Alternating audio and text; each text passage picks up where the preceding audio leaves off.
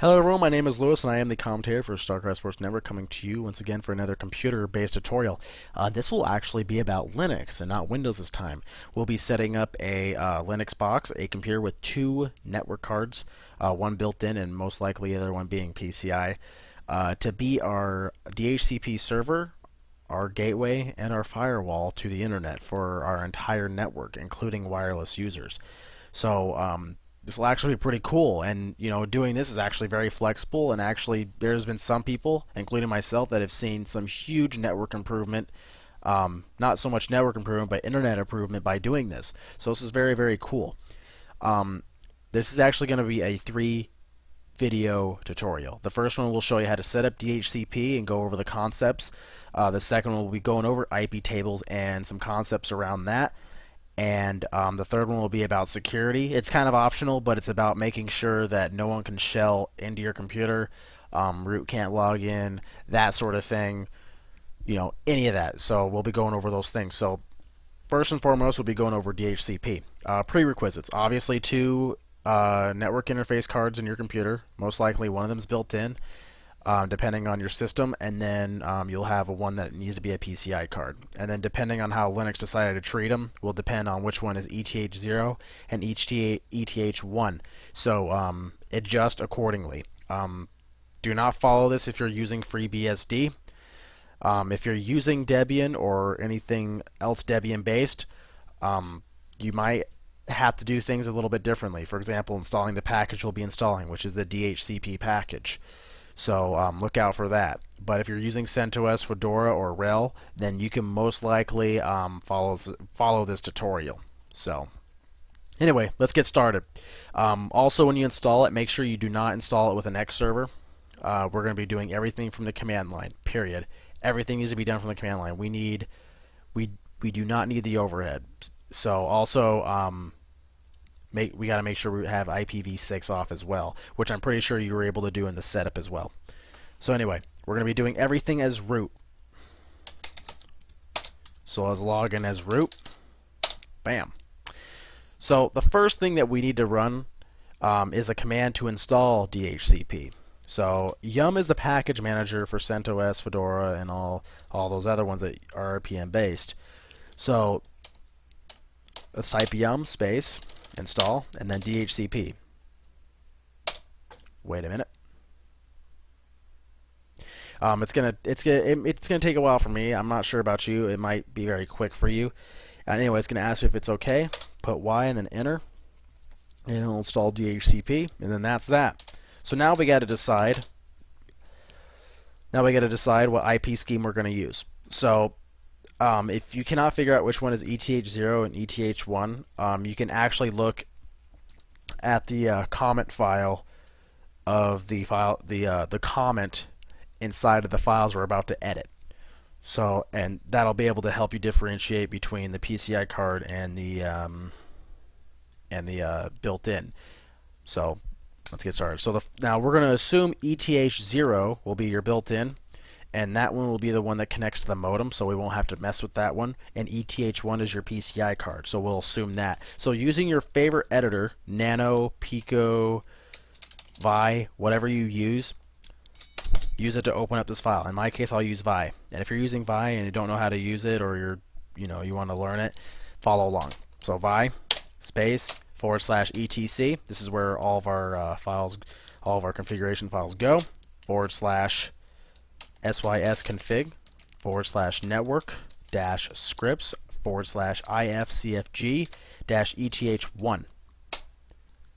And that's the common thing I'm talking about. It tells you what kind of device you have running. So anyway, most likely in ETH1 or whatever device you picked, it'll most likely that the one that's not connected to any network will most likely say the boot protocol is DHCP or even static. Not sure. Most likely DHCP, and then the on boot will say no, especially if it doesn't have anything plugged in. So for boot proto, if you're using Vi, press I for insert. Boot protocol needs to be static, lowercase letters. Go down to on boot, and if it says no, change it to yes. I mean, mine was already set to yes, but I got rid of it just to show the example. So now you can go ahead and go back up to boot proto and make a new line. by just pressing enter. So now we got to start making our IP scheme. So let's type IPADDR in capital letters, an equal sign, and then let's give us a number. We'll use Shane's kind of scheme, 10.240.100.1.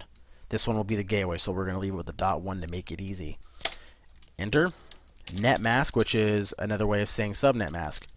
So 255.255.255.0. Enter. And then network, which is the ID of the network, which is 10.240.100.0. Whatever scheme you're using, it needs to end with a 0. The last number needs to be a 0. It cannot be 2, it can't be 20, it can't be any of that. It needs to be 0, 0, 0, 0, 0. And that's pretty much all you got to put into this one. So if you're using Vi, press escape, hold shift, WQ. For all the other editors, press X and then enter Y and then save to, I guess, overwrite. I think that's what Nano does. I don't remember anymore.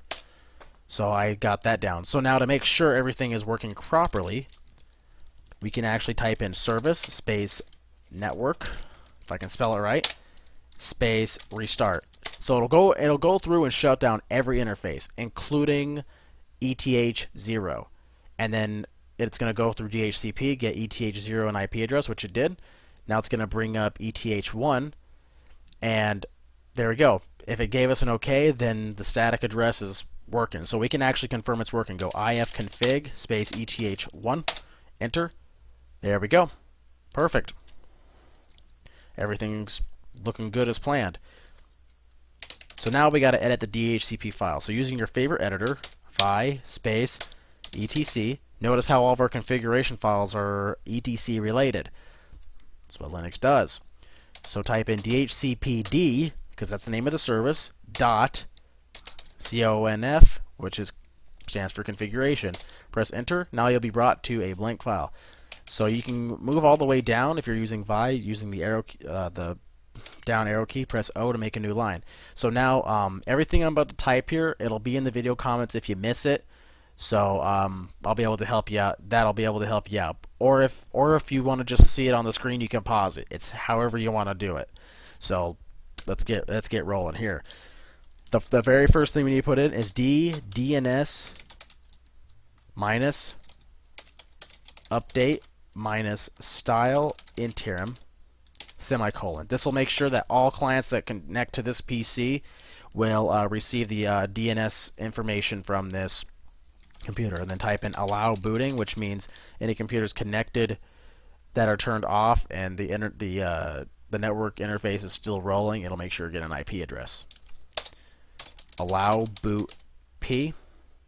Boot P is a similar thing, but an older protocol. The other thing that booting can actually do is make sure a system can get an IP address before it even starts up an operating system, which is actually good for Pixie booting. And I'll actually be putting a file name option in this file for a Pixie kind of deal. So if you end up setting a Pixie server right here, this is perfect, especially if you want to install Linux in 4 minutes off a network.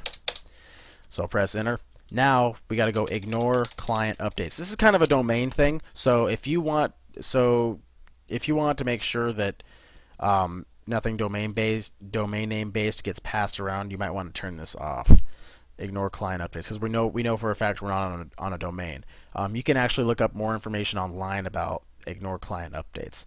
I think that's pretty much what it does. I may be wrong, so there you go. You can correct me if I'm wrong. It's however it works. Next line needs to be set space vendor class, all one word, space equals space option vendor class identifier. I don't remember why I put this in here. It was like 1 in the morning, but the DHCPD never complained. So enter. So now we got to put our IP information, subnet 10.240.100.0. It is the same line we put in the ifcfg file for ETH1, the network line. So then we go net mask afterwards. Remember, there's a space between 0 and net space, and then the subnet mask that we set up in that file space, and then a squiggly bracket that's opening up on the left. Enter, tab, option router. So we got to set the IP of the gateway.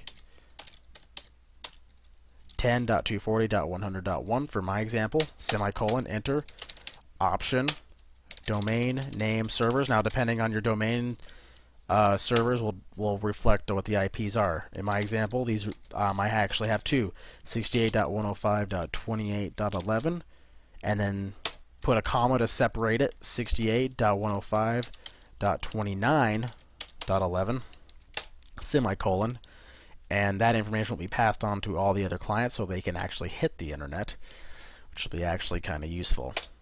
Enter. Tab.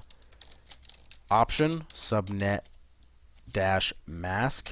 Yes, we got to put this in again. Tab twice, 255.255.255.0, semicolon, enter. Range, now we got to choose what IPs will actually be allowed. 10.240.100.100 space 10.240.100.254. That is the default for most standard stock routers anyway, 100 through 254. Semicolon. Enter, tab, file name. Now this is the thing for Pixie if you plan on setting it up. / pxe linux.0, end quote, semicolon, enter. Now most of these things are default, so you might not have to put this in, but I'm putting it in here so that way if you want to modify it, you can.